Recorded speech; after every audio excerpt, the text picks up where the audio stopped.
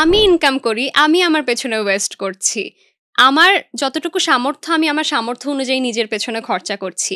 আমি বলিনি আমার পার্টনারের আমার প্রতি খরচা করতে হবে। আমার পার্টনার আমাকে ওই যে ৳১০ টিপ দিলে আমি খুশি। কারণ আমি এতটুকু ক্যাপেবল, এতটুকু ইন্ডিপেন্ডেন্ট নিজেকে এক্সপেনসিভ গিফট দেয়ার। আমার অন্যের থেকে নেয়া দরকার নেই। আমার হাসব্যান্ড আমাকে দেবে, ওটার জন্য বসে থাকবো। আচ্ছা হাসব্যান্ড দিচ্ছে, ওয়েট করি। হাসব্যান্ডের কেন ৳৬ লাখ ইনকাম করতে হবে? হাসব্যান্ডের মতো ইনকাম করুক। আমি আমার নিজের ইনকামে নিজেকে গিফট করছি।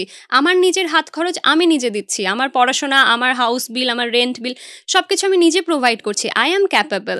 হাসব্যান্ডের কেন করতে হবে? মানে হাসব্যান্ড কেন করবে? এটা একদমই ভুল ভেবেছে অডিয়েন্স যে মাসিক হাত খরচ এত টাকা। কেন এভাবে অডিয়েন্স চিন্তা করছে না? মাসিক হাত খরচ একটা মেয়ে নিজেরটা চালাতে পারে, একটা ছেলে নিজেরটা চালাতে পারে। অন্যের ওপর ডিপেন্ডেন্ট হয়ে ছেলের এত ইনকাম করতে হবে। এই ইন্টারভিউটার পর আমার হাসিই লেগেছে মানুষজন যখন টোল করেছে যে, কেন এভাবে ভাবছে না যে ছেলে কেন দেবে? ও তো নিজেই ইনকাম করে। তা আমি তো নিজেই ইনকাম করি, আমি ছেলের থেকে কেন নেব? আর ছেলের কেন ইনকাম করতে হবে? ফার্স্ট অফ অল মাসিক হাত খরচ আমার ৬ লাখ না। এই যে নিউজ এলোমেলো এক কান দু কান হতে এলোমেলো নিউজ ছড়ায়।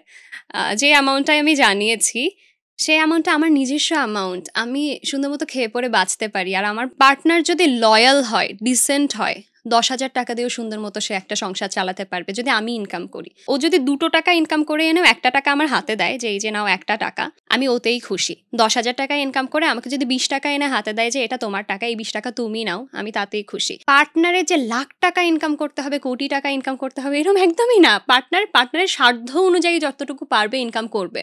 আমি আমার সাধ্য অনুযায়ী যতটুকু পারছি ইনকাম করছি। ডিফারেন্ট। সংসার সুন্দর মতো চলে যাবে।